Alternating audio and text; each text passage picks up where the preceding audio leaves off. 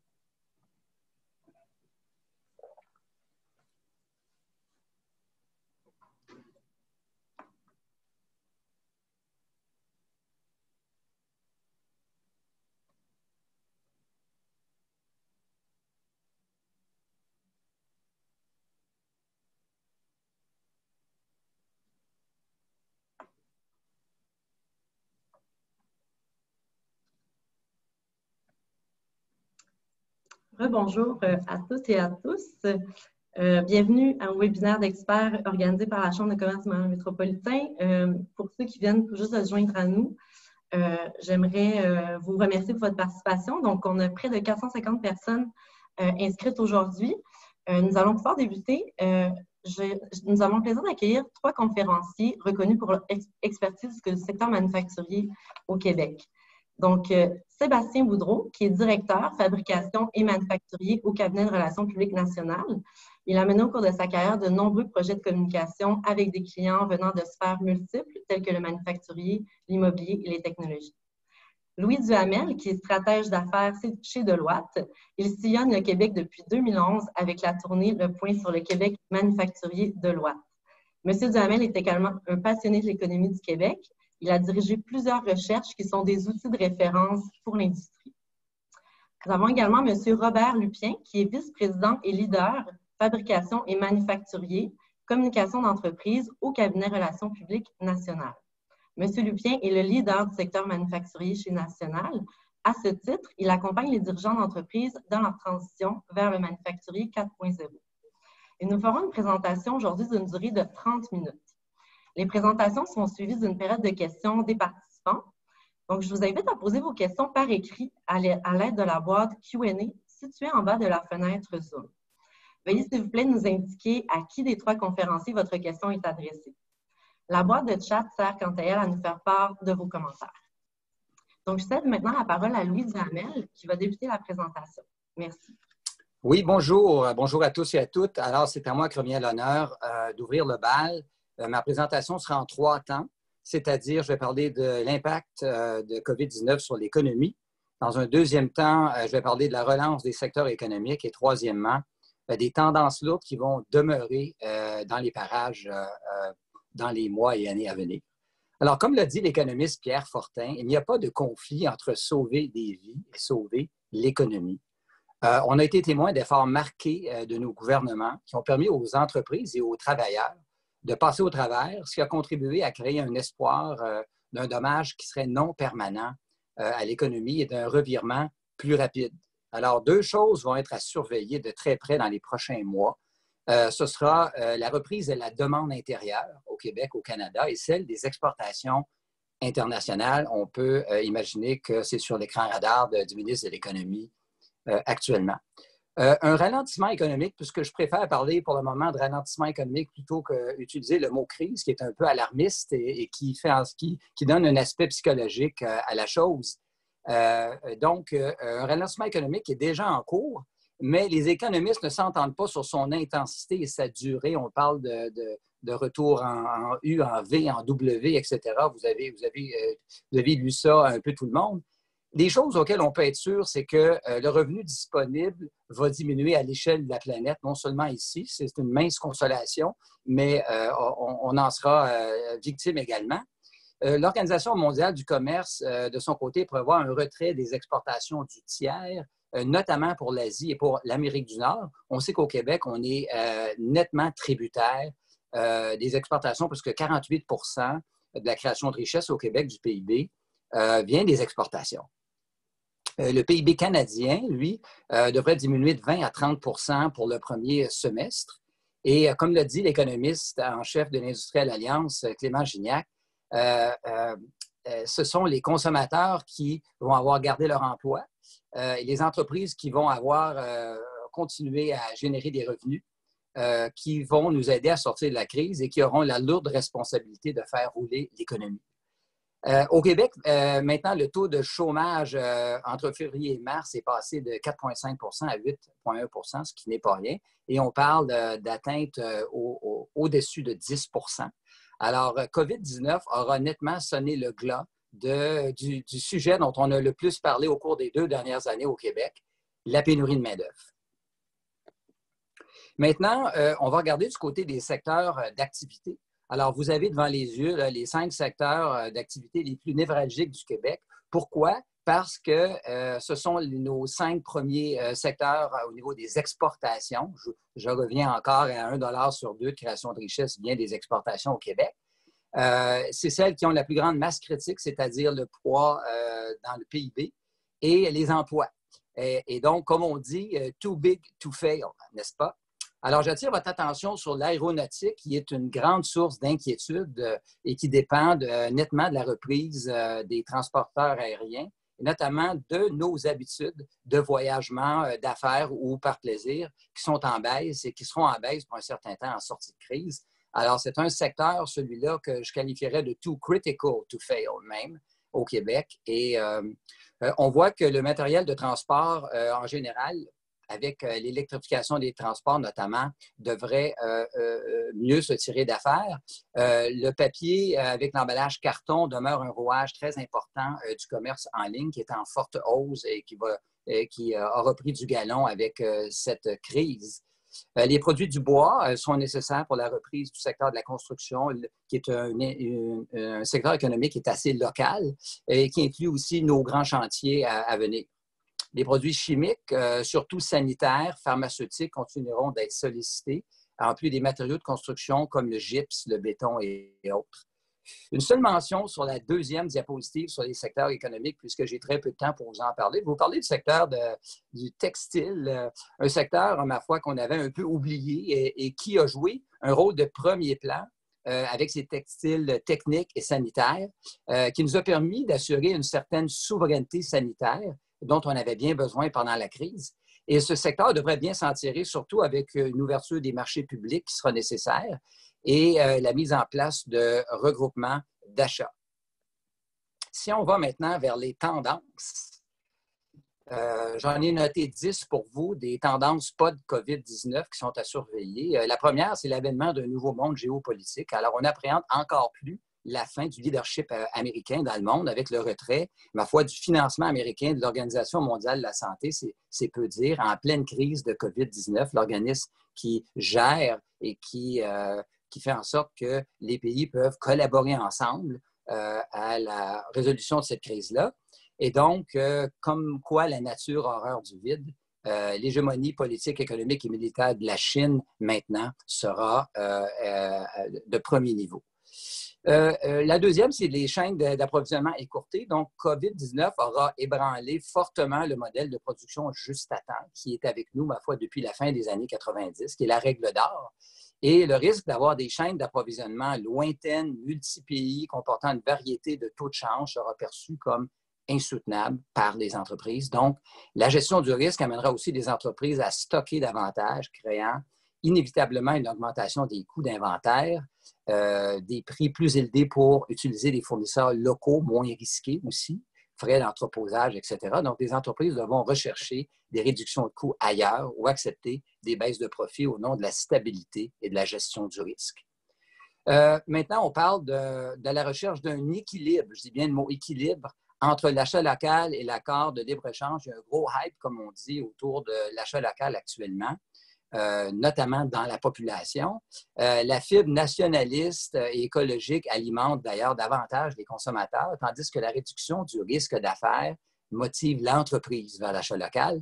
Donc, par contre, le Québec, on le sait, est fortement dépendant des exportations, comme je le disais tout à l'heure. Le flux de commerce se doit donc d'être bidirectionnel et mutuellement favorable, ce qui va poser des limites à l'achat local et notamment le respect de nos accords de libre-échange qui nous avantagent beaucoup.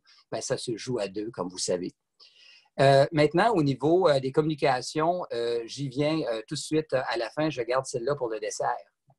Maintenant, la transition numérique et l'automatisation, je pense qu'on peut être optimiste sur celle-là puisque l'attentisme qu'on a connu des dernières années par rapport à la non-adoption de l'automatisation et du numérique devrait faire place à une proactivité conformément à la période pré-pandémie. Je ne sais pas si vous saviez, mais juste avant la pandémie, on était en voie de connaître une année record pour les investissements privés au niveau de l'automatisation et la productivité du secteur manufacturier était en hausse et était la meilleure dans les secteurs économiques au Québec. Alors, on a arrêté un élan ici qui était nettement là. Et moi, j'ai confiance que cet élan-là, donc, il y avait une volonté corporative qui va demeurer. Par contre, les entreprises ressortent un peu amochées de la crise et du confinement et auront besoin de soutien financier et technique pour aller de l'avant. Alors, il est à prévoir que des mesures incitatives seront au rendez-vous avec les gouvernements. Les mesures sanitaires seront permanentes. Seules les entreprises qui respectent les mesures sanitaires au plus haut niveau vont créer la confiance nécessaire pour un retour de leur clientèle, de leurs employés, etc. Les nouvelles pratiques RH de télétravail font maintenant partie du décor. Plusieurs croyaient impossible de gérer des entreprises de 40 000 employés en télétravail. Bien oui, on le fait. Donc, ça va faire en sorte qu'il y a beaucoup de choses vertueuses autour de ça. Éviter des déplacements inutiles, l'augmentation de la productivité, la réduction des GES, le bonheur au travail, ma foi, puis la conciliation travail-famille. Alors, il y a du bon autour de ça. Maintenant, la polarisation des dépenses, mais à la fois, les entreprises vont devoir payer plus cher pour gérer le risque avec des fournisseurs locaux plus chers, l'augmentation de coûts d'entreposage, etc., mais vont devoir aussi couper dans les dépenses discrétionnaires, voyages, déplacements, frais de représentation, membership de ci et de ça. Alors, c'est absolument important de démontrer sa valeur ajoutée actuellement de façon à rester en poste. La posture préventive que j'appelle des entreprises qui va être là. Donc, les entreprises auront tendance à conserver des liquidités plus importantes. Elles vont rechercher d'abord des fournisseurs fiables qui eux-mêmes ne comportent pas de risque majeur car ils s'approvisionnent potentiellement dans des chaînes d'approvisionnement plus courtes. Et elles auront des plans de contingence dans le béton. Au final, je vous fais part d'une oraison funèbre maintenant de 5 tendances. Alors, la fin de la pénurie de main-d'œuvre, 1. 2, la fin de la production juste à temps. 2. 3, la fin de l'attentisme envers l'automatisation et la transition numérique. 4, la fin de l'insouciance. Les entreprises seront de nature préventive, auront un plan B, seront prêtes à faire face à la musique. Et 5, la fin de l'absence des communications internes et externes. On sait que les entreprises manufacturières, en général, sont un peu moins portées vers la chose, je dirais. Et ça va être important de viser la notoriété et faire la promotion de leur image de marque plus que jamais. À l'ère des partenariats stratégiques qui viennent avec la transition numérique et technologique, elles devront nouer des alliances avec des fournisseurs stratégiques, des partenaires, des gouvernements, et donc miser sur les communications externes. Plusieurs entreprises demeurent malheureusement à l'écart des médias sociaux. Je pense que c'est un moyen vraiment efficace au niveau coût de se faire connaître. Les entreprises qui l'ont adopté ne le regrettent pas et on va voir un engouement de ce côté-là. Et aussi, les entreprises vont devoir montrer patte blanche par rapport à leur transition sanitaire et ça passe par des communications aux employés, aux fournisseurs et à tout le monde de façon à vraiment démontrer qu'elles sont dignes de confiance. Et finalement, les communications internes, souvent l'enfant pauvre des sondages de satisfaction des employés, c'est toujours le point qui ressort en premier.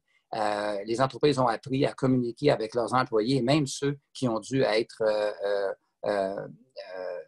qui étaient sans emploi pendant la crise, de communiquer de manière fréquente avec empathie, mais personne ne le ferait mieux que les experts qui me suivent. qui vont vous donner les meilleures pratiques sur les communications internes et externes au temps de COVID-19. Merci pour votre écoute. Merci beaucoup, Louis. Fort intéressant et fort pertinent. Et avant de regarder comment nous allons communiquer, on va regarder, si vous voulez bien, un petit peu un état de situation. Par exemple, dans les dernières semaines, comment ça s'est passé? Eh bien, pour plusieurs secteurs, incluant le manufacturier, il y a eu énormément de communication, à tel point que ça a géré de la confusion dans beaucoup de cas. Les annonces gouvernementales ont été nombreuses, saccadées à chaque journée, on apprenait de nouveaux éléments. Ce qui était ouvert, ce qui était fermé. On a eu des mises à pied. Il y a eu une vague de réembauche pour profiter des subventions gouvernementales. Il y a des mesures de sécurité également qui ont dû être promulguées pour les entreprises qui demeuraient ouvertes, les programmes gouvernementaux qui se sont multipliés pour les subventions, les salaires. Ça fait énormément d'informations à assimiler. D'ailleurs, à ce chapitre-là, permettez-moi de vous saluer, dirigeants d'entreprise, parce que dans le manufacturier, vous avez fait du travail extraordinaire au cours des dernières semaines, compte tenu de tout ce que vous aviez à assimiler et à recommuniquer à vos différents publics cibles.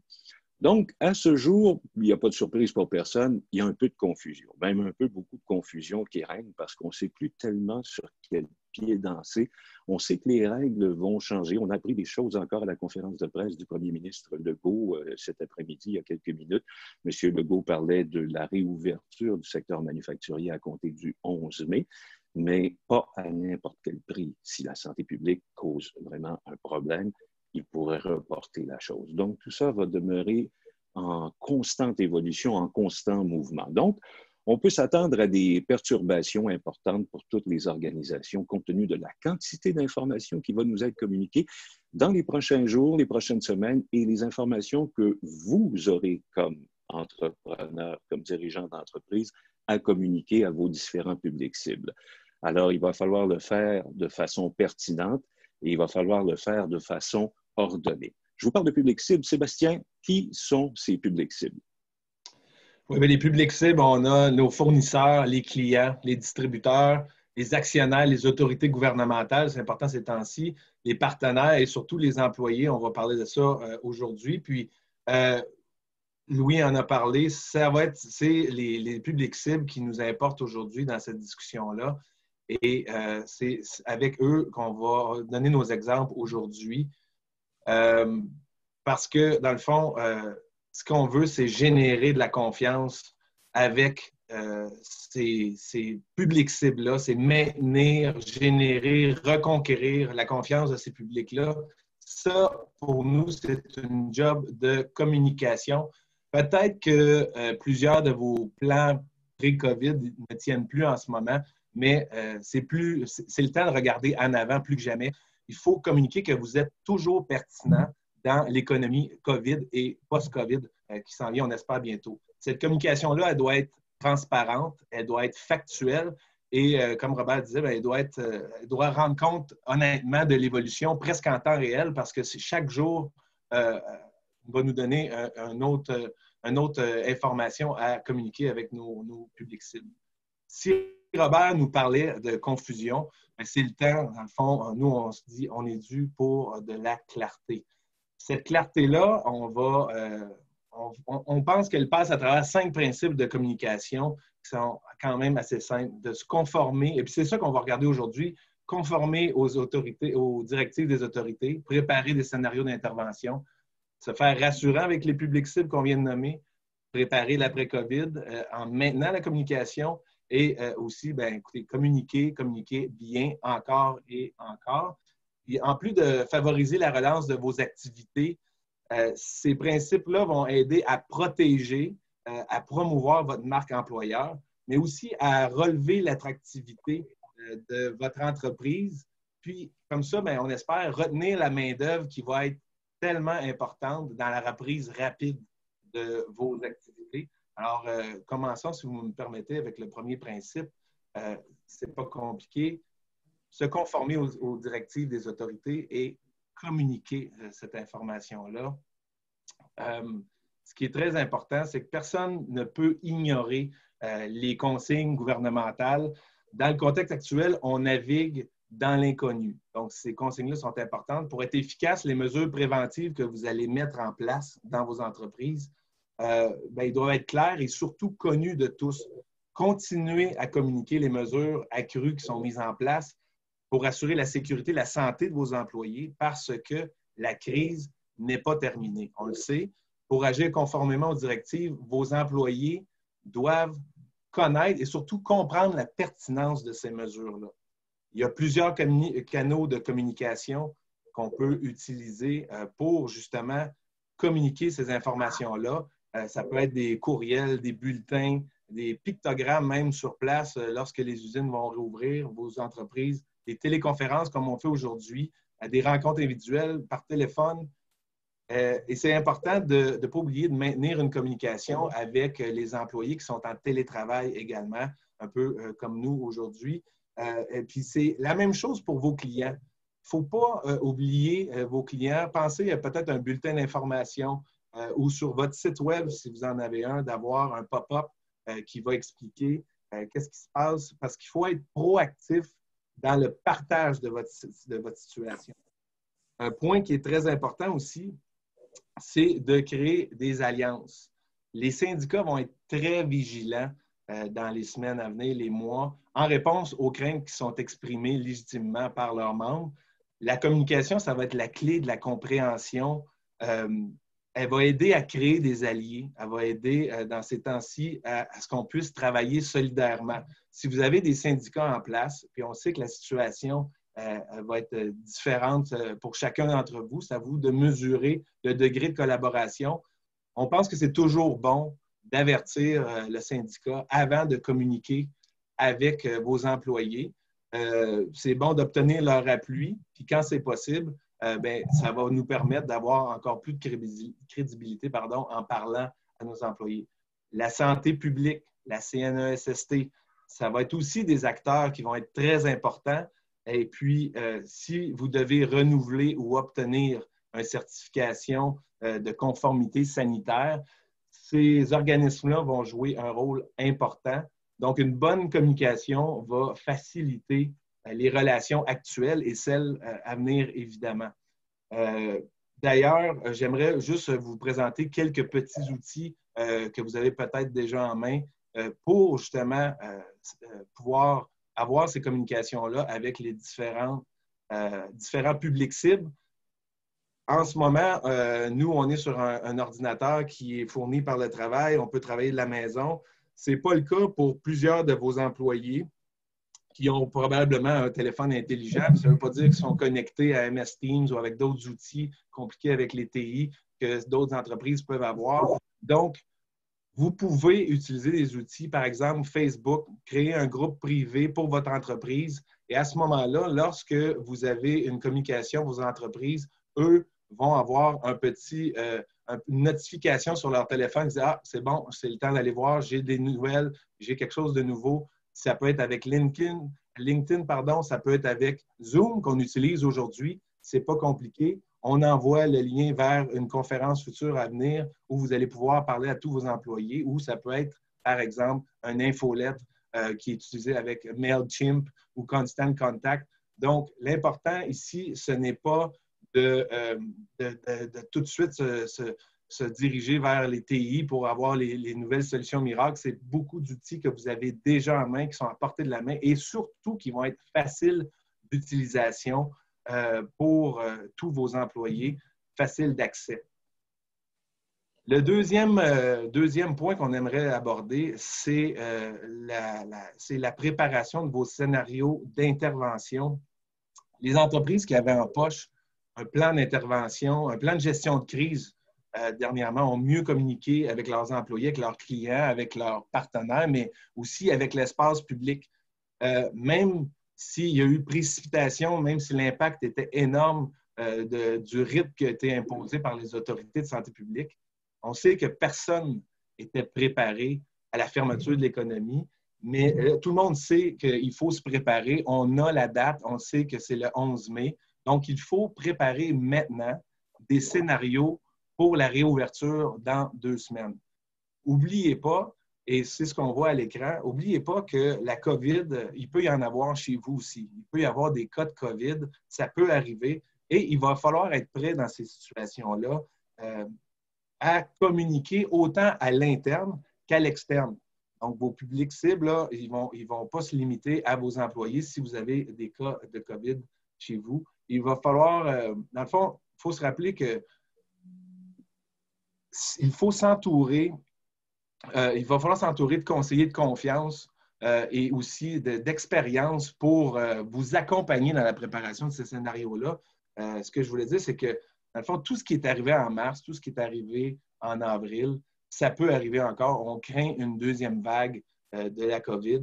Donc, si elle frappe chez vous, il faut être prêt, mais surtout, il faut faire savoir qu'on est prêt. C'est tout aussi important. Merci Sébastien. Troisième principe avec lequel on aimerait vous familiariser un petit peu aujourd'hui, c'est de vous faire rassurant envers vos publics cibles. C'est très important parce que, bon, Sébastien, tu viens de le mentionner, la crise, elle n'est pas terminée. Les affaires reprennent, mais on est encore en crise, on n'est pas encore en post-COVID. Et il y a tous vos partenaires, vos clients qui veulent savoir quelles sont les mesures que vous prenez pour assurer la sécurité de tout le monde et combattre la propagation du virus. Et il faut comprendre ces gens-là. Pourquoi ils veulent savoir? C'est simple, c'est qu'il va leur falloir faire des choix logistiques très bientôt, des choix cruciaux, des choix sanitaires également, qui sont basés sur des faits, notamment pour rencontrer les exigences gouvernementales dont Sébastien parlait avec les autorités sanitaires qui vont exiger des certificats. Alors, c'est très important. Ces gens-là ont besoin de savoir, vous devez les rassurer, il faut donner des informations. Et en les rassurant, vous allez peut-être vous éviter d'entendre la phrase suivante qu'on ne veut pas entendre. « Ah, si j'avais su que vous avez pris de telles mesures, j'aurais continué à faire affaire avec vous. Trop tard. » Si vous entendez ça, on est déjà en problème. Donc, c'est vrai pour les mesures sanitaires, c'est vrai pour les mesures logistiques également. Louis nous a parlé tout à l'heure de la fin du just in time, du juste à temps. Et ça va jouer énormément parce que vos clients vont probablement vouloir stocker, si vous me permettez le terme, leurs entrepôts à nouveau, vont vouloir savoir si vous êtes capable de supporter le rythme de production qu'on va demander, savoir si vous êtes capable de livrer également. Donc, ça va demander beaucoup de communication avec les clients pour les rassurer. Autre chose également qui est importante, les frontières risquent de demeurer fermées longtemps. Là, on reprend le 11 mai les activités, mais ça ne veut pas dire que les frontières vont rouvrir, que le commerce international va reprendre à plein régime. Au contraire, on ne le sait pas. Alors, il faut vous assurer de tenir régulièrement des rencontres virtuelles, comme on fait là, avec vos clients, avec vos fournisseurs, avec des employés, et vous les rassurez, vous leur parlez de vos initiatives. Qu'est-ce que vous mettez en place? C'est important. Sébastien mentionnait il y a un instant qu'on craint peut-être une nouvelle vague de COVID-19 à l'automne, à l'hiver, au printemps prochain, on ne sait pas. Qu'est-ce que vous allez faire pour minimiser l'impact de cette nouvelle vague si jamais elle arrive? Vos clients veulent savoir et vous devez les rassurer. En fait, il faut demeurer proactif, c'est le temps. Il faut être proactif en matière de communication et non pas réactif. Il faut affirmer votre leadership.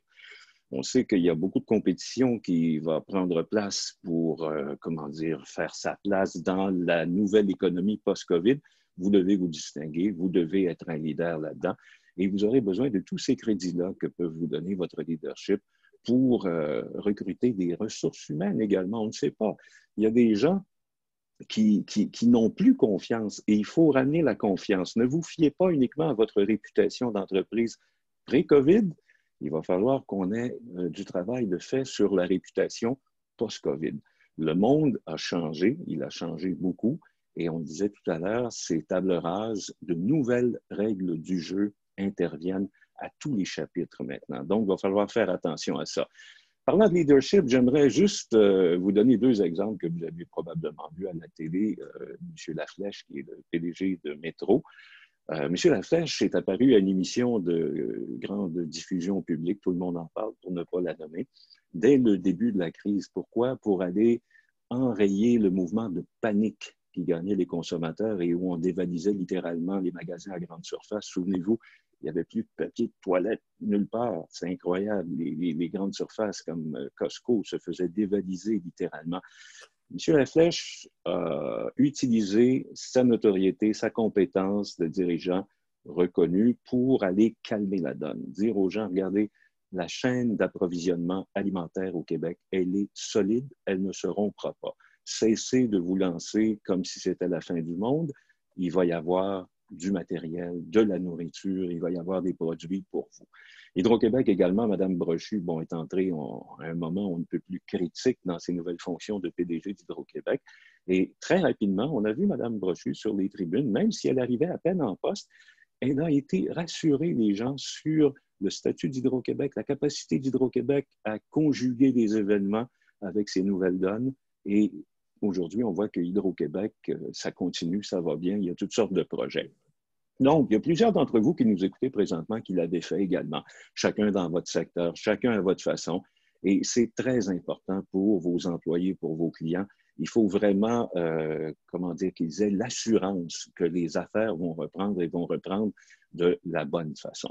Donc, les dirigeants doivent être non seulement visibles, mais à l'avant-plan, il faut démontrer notre leadership et rassurer les gens qui, dans le fond, vous demandent de répondre à une seule question. Et Sébastien, tu l'as fait apparaître la question en français, « What's in it for me? » C'est la seule question qui compte toujours. Qu'est-ce qu'il y a là-dedans pour moi? Comment vous allez vous occuper de moi? Comment vous allez servir mes intérêts? Et comment vous allez faire en sorte que les choses aillent bien pour moi? Dans le fond, là, il faut préparer également l'après-COVID. Vous savez, on ne connaît pas l'avenir, pas vraiment. On ne peut pas le prévoir, mais on peut s'y préparer cependant, c'est très important.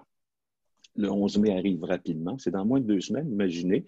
Alors, quel est votre plan de match pour la reprise? Vous avez un plan de match? Vous avez une hypothèse A, B, C peut-être? Vos employés, vos syndicats, les actionnaires, les banquiers, les fournisseurs, les clients veulent le savoir, c'est très important. Pourquoi? Parce que rien ne sera comme avant pour un bon bout de temps, en tout cas. Il y a l'importance des relations humaines également, il faut mettre l'accent là-dessus. Il y a beaucoup d'employés qui se sont sentis trahis, en quelque sorte, quand ils ont été congédiés comme ça, sans préavis, puis c'est pour des raisons absolument explicables. Mais quand même, le choc a été absolument sidérant pour plusieurs personnes. Et vous le savez mieux que personne, il y a beaucoup de gens encore qui ont davantage peur de la fin du mois que de la fin du monde, malgré les programmes qui ont été mis en place par les gouvernements, malgré les programmes d'aide. Alors ça a donné un coup à la confiance. Il va falloir communiquer pour regagner la confiance. Il y a la question également du sentiment d'engagement. Est-ce que l'engagement de vos employés va être le même au retour, en usine, en commerce, peu importe? Les gens se sont sentis délaissés, abandonnés, trahis, comme je l'ai mentionné tout à l'heure. Et il y en a plusieurs qui vont réagir de la façon suivante. Pourquoi est-ce que je me défoncerais encore? J'ai mis 10 ans de travail acharné à construire ma carrière, monter les échelons, tout ça, et tout d'un coup, ça a pris fin en quelques heures, parfois en quelques minutes pour certains. Donc, est-ce que ça a altéré le sentiment d'engagement? Moi, je crois que oui, et il va falloir travailler là-dessus. Un retour progressif et ordonné également, on le sait, ça va être 50 employés au départ, plus un pourcentage du nombre d'employés supplémentaires. Et ça peut changer encore. On n'est pas encore rendu au 11 mai. Le gouvernement l'a dit aujourd'hui encore, M. Legault l'a répété. Si on voit qu'il y a des menaces à la santé publique, ça ne sera pas comme nous l'avons annoncé. Donc, attention, il y a des choses qui s'en viennent de ce côté-là. Et il va falloir travailler également à calmer les appréhensions de plusieurs personnes. Vous savez, nous, on est contents, on retourne au boulot, on va ouvrir l'entreprise enfin, on va reprendre les activités à un régime un peu plus soutenu. Mais pour personne, ça représente des tensions parce qu'on ne sait pas d'abord si les mesures sanitaires vont être conformes et adéquates en entreprise. Il y a des gens qui voudraient bien retourner au travail, mais il n'y a pas de gardienne pour les enfants. Les CPE ne sont pas ouverts pour tout le monde. L'école primaire va reprendre. Oui, non, non, oui. Est-ce qu'on aura suffisamment de marge de manœuvre pour que les enfants puissent être confiés à l'école? Il y a d'autres gens également qui se fiaient sur les parents, les beaux-parents, les grands-parents. Et ça ne fonctionne plus comme ça. Maintenant, les plus de 60 ans, encore une fois, le message a été passé aujourd'hui. Il faut faire très attention.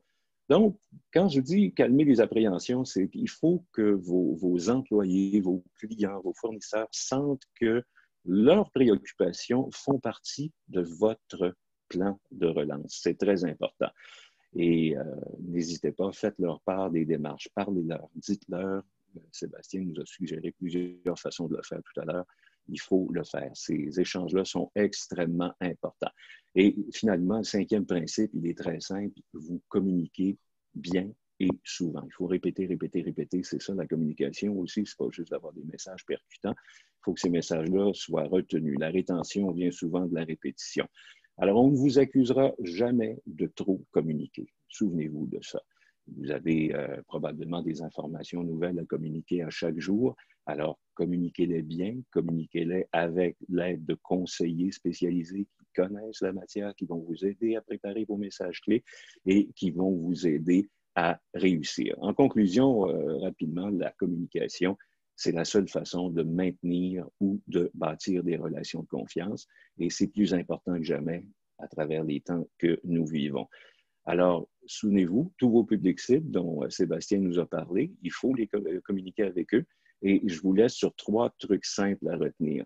Entourez-vous de gens de confiance, je le répète, communiquez fréquemment de façon pertinente. On ne peut pas trop communiquer. Et soyez capable de répondre à la fameuse question « What's in it for me? » Voilà. Alors, on va repasser la parole à Jessica, je crois, à ce moment.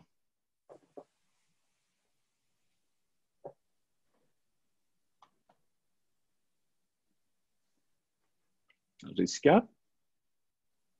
Merci beaucoup, messieurs, pour votre présentation. Donc, je répète à nos participants que vous pouvez adresser vos questions à nos conférenciers dans la boîte Q&A juste en bas de l'écran Zoom. Nous avons reçu plusieurs questions, donc on se lance tout de suite. On a une question qui s'adresse à nos experts en communication de chez National. Donc, la question est la suivante. À quel point doit-on être transparent dans nos communications avec nos employés si on a des difficultés en matière de redémarrage? Donc, on parle de difficultés en lien avec les liquidités, en lien avec le nombre de commandes. Comment ne pas créer de désengagement tout en restant transparent? Je peux peut-être répondre à la question ou tenter d'y répondre. Moi, je crois qu'on a, d'ailleurs, moi, j'applique toujours le principe de notre président fondateur à l'époque, Luc Beauregard, qui disait « Il faut prendre le pari de la vérité ». Vos publics cibles sont capables de comprendre. Oui, il y a des difficultés. Beaucoup d'entreprises ont des difficultés de liquidité, de redémarrage, etc. Vous ne serez pas les seuls, si c'est votre cas, vous ne serez pas les seuls dans cette situation-là. Et les gens sont capables de comprendre ça. Les gens seraient déçus si vous leur faites des promesses que vous ne pouvez pas tenir ou si vous changez vos plans à la dernière minute en disant « ben ça n'a pas fonctionné exactement comme on pensait ». Ne craignez pas, moi je vous dis, il faut parler vérité, il faut parler franc avec tous nos publics cibles et ces gens-là vont vous appuyer. Faites-en des alliés. Pour avoir des alliés, il faut jouer franc jeu. Voilà. Merci beaucoup. Sébastien, est-ce que vous aviez quelque chose à ajouter? Non, bien, juste rapidement, c'est que les qualités essentielles des communications, ça va être la clarté, la transparence et l'empathie. L'empathie, c'est un des points qu'on a mentionné au départ, c'est de se mettre justement dans les souliers de nos employés. Alors, avec ce que Robert a dit, ça complète tout, c'est qu'il faut être capable vraiment de se mettre dans leurs souliers et de pouvoir, même s'il y a des choses pas qu'on ne veut pas communiquer, mais qui sont négatives, il y a toujours du positif. Puis la solution, dans le fond, on la partage avec aussi les employés pour que tout le monde on travaille dans la même direction. Et c'est là, Sébastien, si je peux ajouter que les messages clés que vous devez communiquer prennent toute leur importance. C'est pour ça qu'il faut travailler avec vos experts de confiance pour être sûr de préparer les bons messages, que ce soit livré comme il faut et que ce soit surtout reçu comme il faut. Merci, messieurs. Vous avez évoqué l'importance de se préparer à différents scénarios, puis de se préparer aussi au redémarrage et peut-être à d'autres vagues ou d'autres cas. Donc, une question qui concerne justement là, la question du virus. Est-ce que nous avons un devoir de toujours communiquer des cas de COVID dans nos entreprises après les réouvertures? Je peux vous dire que d'après les règlements de la santé publique, il y a une obligation de communiquer s'il y a des choses qui se passent à l'intérieur de l'entreprise avec la COVID.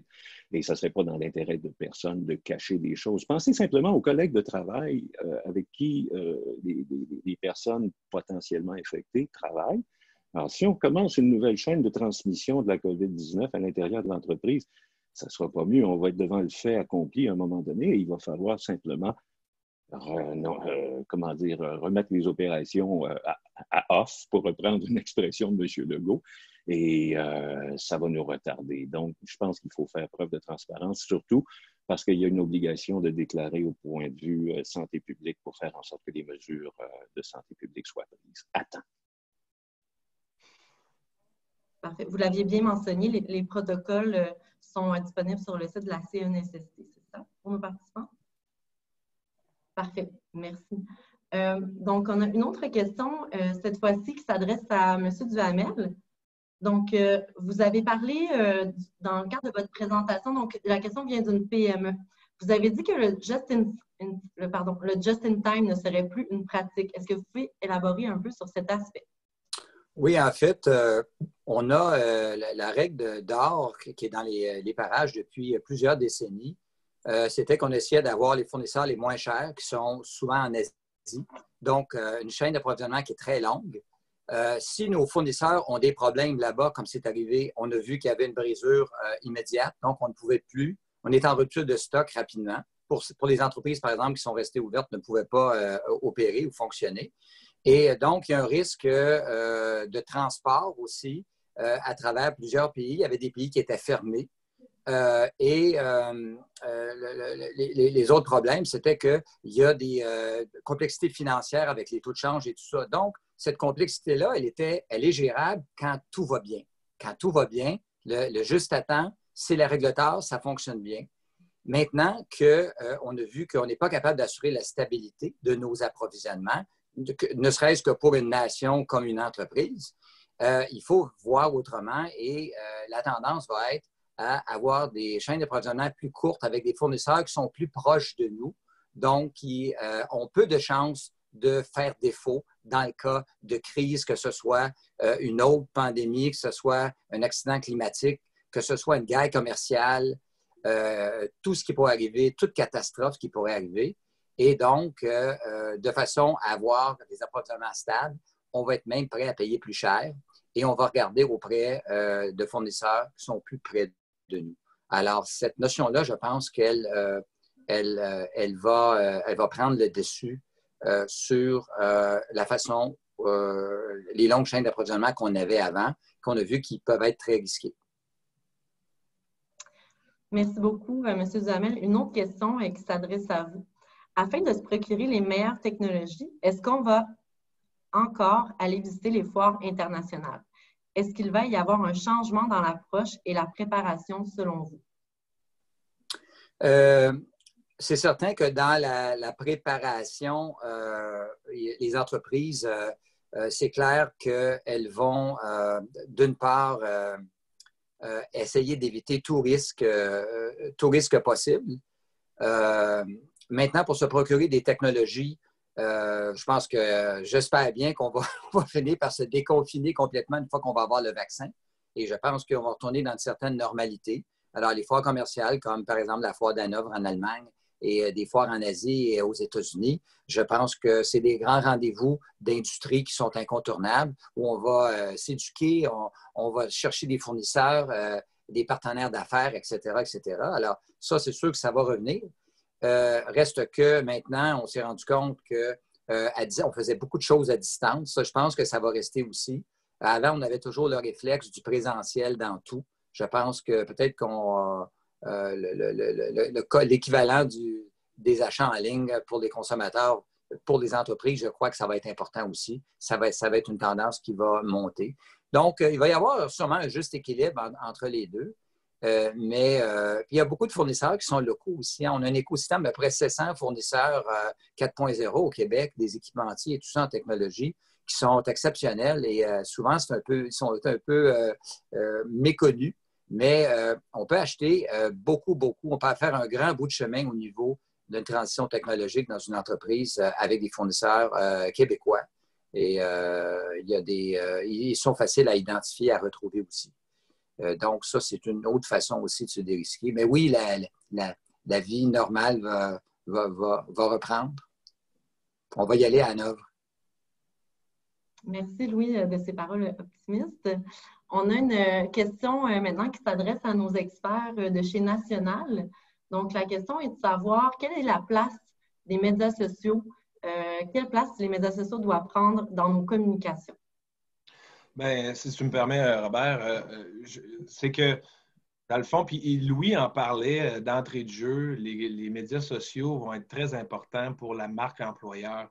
On a dit que la pénurie de main-d'œuvre était probablement terminée pour plusieurs secteurs. Par contre, c'est important d'utiliser ces ressources-là pour réactiver ou relever l'attractivité de notre entreprise. Les gens, les employés potentiels sont sur les médias sociaux. Et donc, c'est important d'utiliser ces canaux-là, les canaux qui soient adaptés aussi à vos publics cibles. Donc, dépendamment à qui on veut parler, il va falloir utiliser le bon canal, Twitter, Facebook. Instagram ne va pas être bon pour n'importe quel type de communication. Donc, c'est important d'explorer ces canaux-là, de voir à qui on veut s'adresser, de définir à qui on veut s'adresser. Et c'est important parce que ça va nous permettre de faire rayonner l'entreprise, d'augmenter notre présence, non seulement sur les médias sociaux, mais sur le web en général. Donc, ce qu'on veut, c'est que notre entreprise là, soit en haut de la page lorsqu'on va sur Google.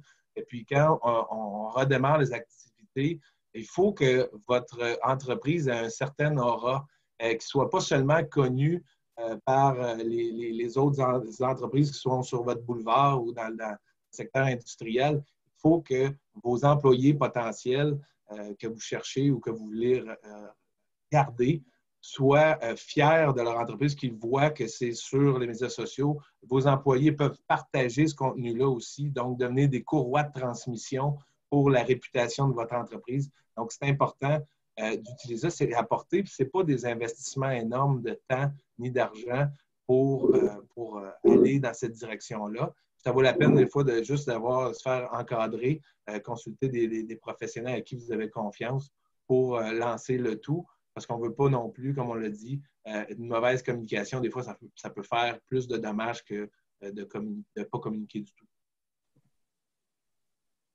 Merci beaucoup. On a une question pour M. Duhamel. On parle beaucoup du fait que plusieurs entreprises auront des difficultés financières et peut-être même se mettre sous la loi de la protection de la faillite. Comment, comme entreprise, je peux tenter de sauver ma réputation? Ah, finalement, pardon, c'est une question plutôt adressée à nos collègues chez National. Désolée. Oui, bien, je pourrais peut-être répondre à cette question-là, Jessica. C'est très pertinent. Oui, il y a des gens qui vont avoir malheureusement des difficultés. On parle peut-être de restructuration, mais dites-vous bien qu'il existe des entreprises spécialisées dans la communication où on fait de la communication financière. Et on peut parler de restructuration calmement avec des clients, avec des fournisseurs, avec des banquiers et justement leur faire valoir qu'on a un plan pour se sortir de la situation plus difficile qu'on traverse. Alors, il n'y a pas de honte à ça. Souvent, les gens sont un peu gênés parce que, bon, on n'a peut-être pas réussi comme on avait dit qu'on allait le faire, etc. Mais on vit dans un monde imprévisible et Dieu sait si on en a la preuve depuis quelques semaines. Alors, les choses changent tellement rapidement que parfois, le plan quinquennal qu'on avait mis de l'avant, ben, il ne tient plus, ce plan quinquennal. Il faut revoir les choses à la lumière, soit de nouvelles technologies. On le voit avec le manufacturier 4.0, Louis en parlait tout à l'heure, les équipements vont changer très rapidement. Il y a des gens qui vont vouloir se prémunir justement contre une éventuelle reprise d'un virus de la COVID-19 en ayant beaucoup d'équipements automatisés qui pourront continuer à produire parce qu'il n'y aura pas de danger.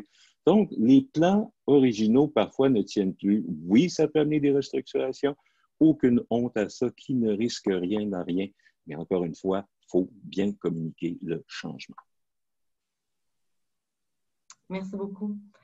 Une question, cette fois-ci, pour M. Duhamel. Vous disiez plutôt que la pénurie de main-d'œuvre devrait s'atténuer. est-ce qu'il y aura des secteurs ou des types d'emplois où est-ce que la pénurie de main-d'œuvre demeurera? Bonne question. C'est certain que, comme je disais, le chômage a presque doublé. Les entreprises vont aller plus vers l'automatisation. De toute façon, on avait pris un retard important sur l'automatisation. Il est plus que le temps de bouger là-dessus. Et c'est certain que les entreprises auront besoin de moins de main-d'œuvre. Je pense que surtout la main-d'œuvre non qualifiée, il y en a beaucoup au Québec. Il y en a un pourcentage important dans notre économie manufacturière. C'est certain que plus on amène une dimension technologique dans les entreprises, plus on parle d'emplois manufacturiers, disons, plus qualifiés. Ce qui nous amène à un grand défi sociétal, c'est la requalification.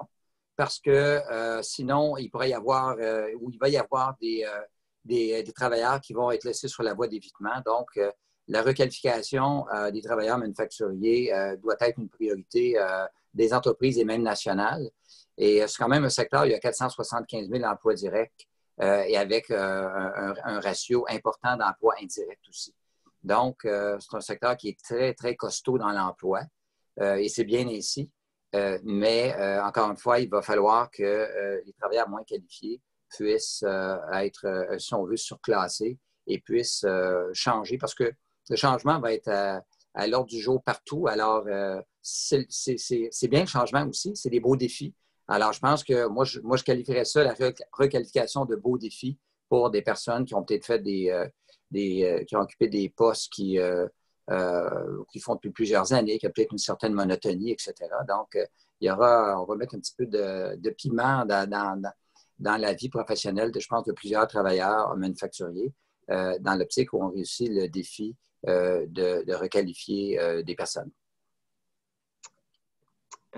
Monsieur Samuel, merci. Vous amenez un sujet qui touche la prochaine question qui est adressée à nos 3 experts. Donc, c'est une question plus générale. Quels sont les impacts possibles de la COVID-19 sur les tendances technologiques au niveau manufacturier? Donc, notre participant se demande, est-ce qu'on peut penser à des impacts sur l'expérience client, sur l'efficacité opérationnelle et sur le développement de nouveaux produits? Louis, on va te laisser aller avec la technologie. Hein? Efficacité opérationnelle, c'est clair que la transition technologique va améliorer beaucoup l'efficacité opérationnelle et aussi le niveau de productivité. On est vraiment en retard sur les États-Unis, par exemple, même si le secteur manufacturier a fait des gains, comme je disais tout à l'heure, les dernières années, reste qu'on est quand même en retard sur l'Allemagne, par exemple, sur les États-Unis. Puis c'est la productivité du capital, comme on l'appelle, ou le bas blesse. Alors, je pense qu'au niveau du capital humain, tout ça, cette science-là de l'efficience opérationnelle est quand même assez présente dans nos entreprises. Et il y a beaucoup de fournisseurs qui sont de très haut niveau à ce niveau-là aussi. Mais là, on est rendu au niveau des équipements à rentrer dans la modernité davantage. Et le numérique aussi, le numérique qui vraiment nous amène à un niveau vraiment supérieur. Donc, à ce niveau-là, moi, je vois que ce n'est plus une question d'attentisme, ce n'est plus une question du propriétaire, dois-je le faire? Maintenant, c'est une question de comment financer l'opération. C'est là qu'on est, je pense que c'est là qu'on est rendu. Le troisième, je ne me souviens pas, c'était quoi la troisième dans l'énumération? Sur l'expérience client. Oui, sur l'expérience client, nous autres, dans notre autre présentation qui s'appelle l'ère des transitions, présentation beaucoup plus longue qu'on ne pourrait pas faire aujourd'hui, on parle de la transition expérientielle, qui est une des 10 transitions les plus marquées pour le secteur manufacturier dans les années à venir. Et le produit, on va parler moins d'un produit comme ayant le premier rôle dans la pièce. Je peux utiliser l'analogie d'une pièce de théâtre. Maintenant, on parle de ce qui est autour du produit, surtout avec la transition numérique, avec les applications numériques. Par exemple, si vous regardez le Bixi, le vélo n'est pas la vedette du Bixi. De l'application Bixi, c'est comment on trouve un vélo, est-ce qu'il y en a un disponible à la borne ou ça, comment je le paye, comment je me le procure avec mon application, je fais mon transport en vélo, je vais le déposer où? C'est tout ce qui tourne autour de ça qui fait la magie du Bixi. Donc, l'expérientiel est une grande part. Donc, Donc, je pense que ces modèles-là, on va les retrouver de plus en plus. C'est comme une auto, et, par exemple, dans les transports aussi, est très présent. Et donc, moi, je pense qu'on s'en va vers l'ère de l'expérience client plus que jamais. Et donc, on ne peut pas parler seulement de l'ère du produit, comme on a toujours vu qu'il n'y avait rien de plus important qu'un produit. Maintenant, le produit est enrobé et il y a beaucoup de choses autour qui fait que une entreprise va avoir la faveur d'une clientèle XYZ. Merci beaucoup. Une autre question qui concerne les technologies. Pensez-vous que l'intelligence artificielle aura plus d'impact? Serons-nous obligés comme employeurs d'utiliser des applications pour la COVID-19, comme le contrôle de la température si nos employés vont en voyage? C'est à moi que vous demandez ça. Je vous dirais juste que l'intelligence artificielle, qu'on le veuille ou non, elle fait partie des technologies exponentielles de la transition numérique. Donc, certain qu'on va avoir beaucoup plus de données, on va gérer beaucoup de données. Et comment on fait l'analytique de données, c'est à l'aide de l'intelligence artificielle. Et pour ce qui est de relier à COVID-19, c'est déjà en place. Il y a plusieurs entreprises qui, avec un bidule qui permet en mettant votre main ou votre doigt, de voir si vous faites de la température. Des caméras aussi. Il y a des caméras infrarouges, je crois, qui sont installées là. Vous n'en rendez même pas compte. Si vous arrivez dans un établissement, dans l'usine ou ailleurs, on peut tout de suite voir si vous êtes fiévreux, que vous êtes potentiellement contagieux. Ça, il va falloir s'habituer à ça parce qu'on ne veut pas, sans le savoir peut-être, faire du mal. Donc, je pense que oui. Pour ce qui est des voyages et tout ça, il y a toujours cette idée de à quel moment on rentre dans la vie privée et à quel moment c'est correct de le faire. Alors ici, on est dans l'apprentissage, je pense, à savoir où on trace la ligne sur ces sujets très délicats. Puis, selon que vous êtes où dans le monde, c'est permissible ou non. Vous êtes en Chine, tout est permis. Comme vous savez, il y a des caméras partout sur le territoire de la Chine. S'ils veulent vous trouver, ça prend 1h15 pour vous trouver à des millions de kilomètres. On n'est pas là ici. Alors, heureusement, on n'est pas là. Donc, il faut ici regarder le côté lumineux de l'intelligence artificielle et non pas peut-être un certain côté un peu plus sombre. Je pense qu'il faut faire la part des choses avec ça. Oui, puis si je peux me permettre... Oui, vas-y. Non, vas-y, Sébastien, je n'ai pas de problème.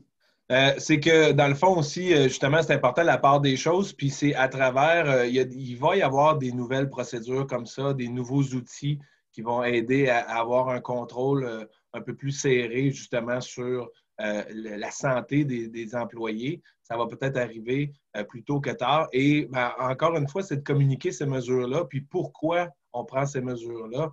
Les gens, si on leur explique, tout le monde est intelligent, les gens vont comprendre pourquoi il y a telles opérations tels processus qui sont mis en place.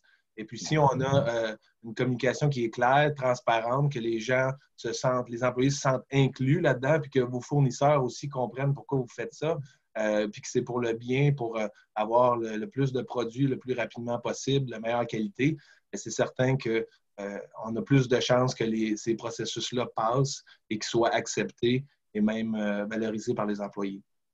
Très rapidement, sur ce même point, on parle d'intelligence artificielle et post-COVID.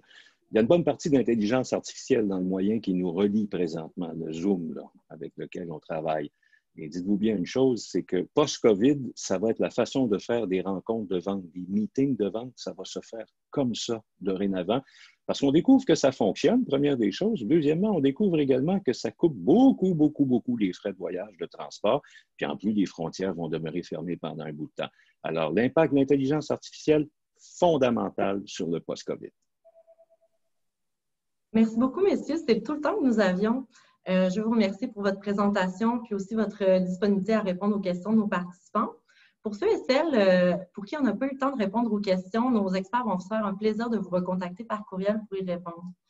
Je vous remercie. Je remercie nos 3 conférenciers pour leur temps, pour leur participation. Si vous souhaitez partager ce webinaire avec vos collègues ou encore réécouter certains passages pour lesquels vous n'auriez pas eu le temps, d'entendre, le webinaire sera rendu disponible sur le site web de la Chambre ainsi que la présentation de nos conférenciers. Vous pouvez également vous adresser à notre escouade d'experts, qui est un nouveau service de la Chambre. Vous trouverez tous les détails sur notre site Web. J'espère que nous pourrons vous compter parmi nous pour nos prochains webinaires. Je vous remercie beaucoup et je vous souhaite une bonne fin de journée. Merci à tous. Merci à vous. Merci, au revoir. Au revoir.